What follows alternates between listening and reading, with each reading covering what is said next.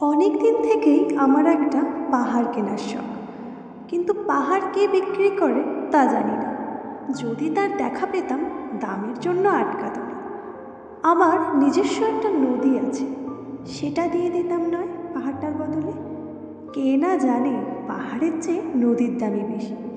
পাহাড় স্থানীয়, নদী বহমান, তবু আমি নদীর বদলে পাহাড়টাই কিনতাম, কারণ আমি ঠকতে চাই।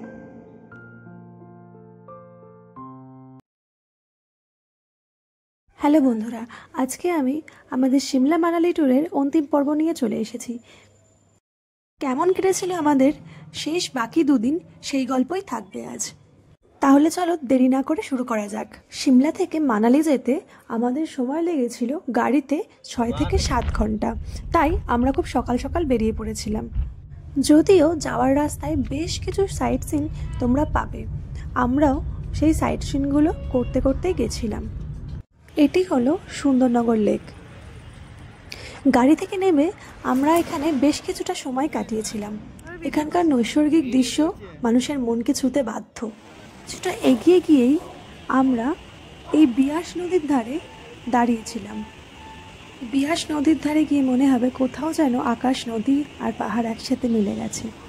পাহাড়ের ঠিক মাঝখান দিয়ে বয়ে যাওয়া এই নদীর কলতান কানকে যেন এক অন্যরকম শান্তি দেয়। আরও বেশ কিছু সাইট সিন করার পরে আমরা ঠিক সন্ধ্যের মধ্যে পৌঁছে গেছিলাম আমাদের রুমে। এই হলো আমাদের রুম। এখানেও কিন্তু রুমের ভাড়া সিজন অনুযায়ী ওঠানামা করে, তাই যারা পিক সিজনে আসবে ভাবছো তারা অবশ্যই রুম বুক করে এসো। পিক সিজন থাকায় এখানকার রুমের রেট হয়ে গেছিলো অত্যাধিক। আমরা যদিও আগে থেকে বুক করে রেখেছিলাম, আমাদের পার নাইট রেন্ট ছিল 2000। এটা ছিল ভিউ রুম, সামনে ছিল ব্যালকনি আর নিচে কার পার্কিংয়ের জায়গাও ছিল। আমাদের রুমটা ছিল বেশ বড়সড় এবং কমফোর্টেবল। সমস্যা হয়েছিল যে আমাদের রুমটা মল রোড থেকে একটু দূরে ছিল।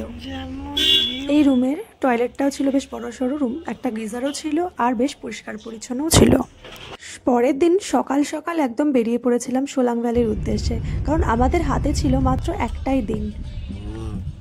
এর 3-4 দিন আগেই হয়েছিল প্রচুর পরিমাণে স্নোফল, তাই স্নো দেখার উদ্দেশ্যে মানুষ ভিড় করেছিল সোলাং ভ্যালিতে। এখানে আমাদের স্নোয়ের ড্রেস আর জুতো নিয়ে মোট পার হেড পড়েছিল 500 টাকা করে। এখানে তোমরা চাইলে অ্যাক্টিভিটিও করতে পারো, কিন্তু কোনো প্যাকেজে না যাওয়াই ভালো। আমরাও বেশ কিছু অ্যাক্টিভিটি করেছিলাম, তোমরা বার্গেনিং করে নিতে পারো। এখানে প্যারাগ্লাইডিংও হয়। বেলা বাড়ার সাথে সাথেই ট্রাফিক জ্যামের পরিমাণ অতিরিক্ত বেড়ে যাওয়ায় আমরা বেশ কিছুটা রাস্তা পায়ে হেঁটে ট্রেকিং করে নিচে নেমেছিলাম। রাস্তায় যে ভিউটা আমরা পেয়েছিলাম সেটা তোমাদের সাথে শেয়ার করলাম। দুপুর 2টো নাগাদ আমরা পৌঁছে গেছিলাম আমাদের নেক্সট ডেস্টিনেশন, হিড়িম্বা দেবী টেম্পল। এক অন্যরকম শান্তি রয়েছে এই জায়গাটা।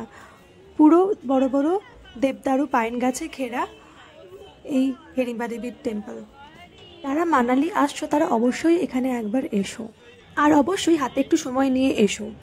আমাদের হাতে খুব বেশি সময় না থাকায় আমরা খুব তাড়াতাড়ি ঘুরে নেক্সট ডেস্টিনেশন বশিষ্ঠ টেম্পলের উদ্দেশ্যে বেরিয়ে পড়েছিলাম। এই হলো বশিষ্ঠ টেম্পল। এখানে একটি হট স্প্রিংও রয়েছে, এখানে অনেকেই স্নান করে। এটাই ছিল আমাদের শেষ স্পট আর মানালিতে আমাদের শেষ দিন। মনের মধ্যে বেশ কিছুটা কষ্ট আর বাড়ি ফেরার আনন্দ, সাথে এরকম কিছু মধুর স্মৃতি নিয়ে আমরা পরের দিন বেরিয়ে পড়েছিলাম চণ্ডীগড় স্টেশনের দিকে। সেখান থেকে আমাদের ট্রেন ছিল হাওড়া পর্যন্ত, কালকা টু হাওড়া নেতাজি এক্সপ্রেস।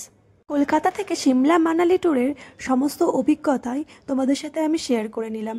তোমরা কিন্তু কমেন্টে আমাকে জানাবে কেমন লাগলো আমাদের ভিডিও, আর ভালো লাগলে সাবস্ক্রাইব করতে একদম ভুলবে না। আর এই ভিডিওর প্রথম 2টো পার্টের লিঙ্ক আমি আমার ডেসক্রিপশন বক্সে দিয়ে দিলাম, যারা দেখোনি তারা চটপট গিয়ে দেখে নাও। চলো আবার দেখা হবে নতুন কোনো ভিডিওয়। আজকের মতন এই পর্যন্তই, টাটা।